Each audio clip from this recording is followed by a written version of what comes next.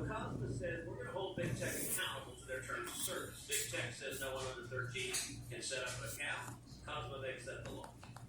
No more social media for children and no more addictive algorithm for teenagers. COSMA also gets cell phones out of the classroom. No school getting federal taxpayer dollars would allow kids to access social media in the classroom. I am hopeful that the House will pass this bill, the Senate will pass this bill, and we will send it to the President's desk to become law. I want to thank the witnesses who are here with us today, and I look forward to this critical discussion about how we can best protect children and empower parents. With that, I recognize Ranking Member Cantwell. Thank you, Mr. Chairman. Thank you for calling this hearing today, and thank you for the witnesses testifying. Children's safety online is not a partisan issue. Every parent, teacher, lawmaker wants the same things. We want kids who are safe, healthy, and able to thrive. The real problem is that social media apps are deliberately engineered to hook kids, to keep them clicking, scrolling, and coming back, and they're doing that exactly by design. The University of Washington released a study last week finding that teenagers spend on average more than an hour per day on smartphones during school hours, and 1 in 4 students spends a quarter of their school day on those personal phones. Most of the time was spent on Instagram, TikTok, Snapchat, YouTube, and video games. Social media platforms have built their business models around capturing attention, and they have become extraordinarily good at it.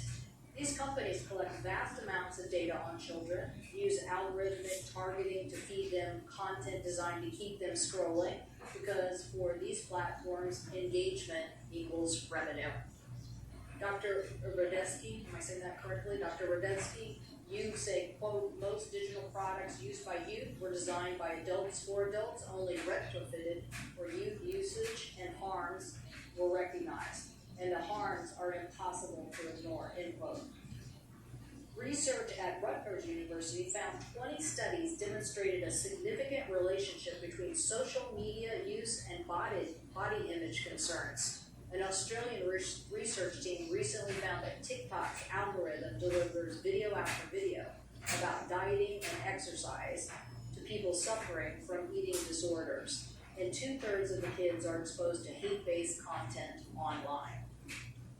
Dr. Rodetsky, you found that roughly 40% of teens had concerning trajectories for media addiction, which doubles their risk for suicide behavior. We look forward to hearing more in your testimony. Study after study shows that heavy social media use is associated with higher rates of anxiety, depression, and feelings of isolation among youth and people, and one of the reasons why I saw action by Congress to do something about TikTok. Parents see this clearly. 80% say social media causes more harm than benefit to their children. Congress is obligated to act, but rather focusing on threatening E-rate connectivity for school, I think we should be passing meaningful protections for kids' online privacy, regardless of whether they're accessing the internet from home or school. This includes Senator Markey's HOPPA Bill 2.0, Senator Blackburn's COSA Bill, which updates children's privacy protections and limits exploited design and data practices. I thank them both for their leadership.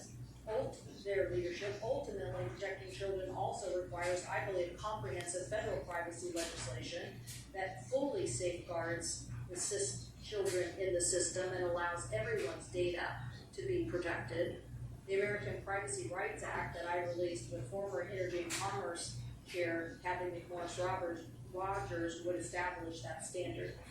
But in the absence of federal legislation, states and governments have stepped up. School districts across the country have introduced smartphone policies.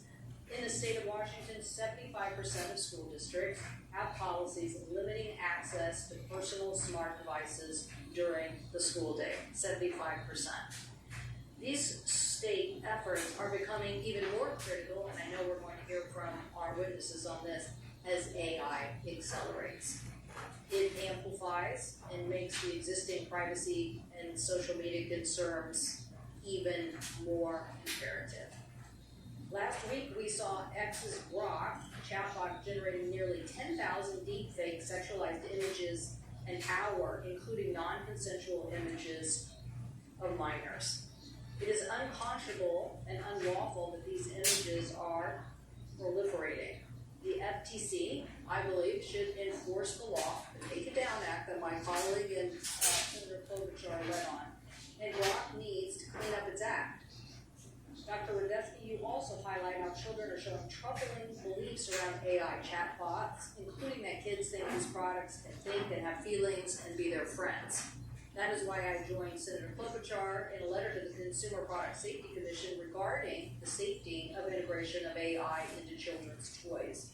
We need meaningful safeguards on AI to address the harms they cause. That is why we cannot tell states to stand down from protecting their kids, especially when we need Congress to put standards in place.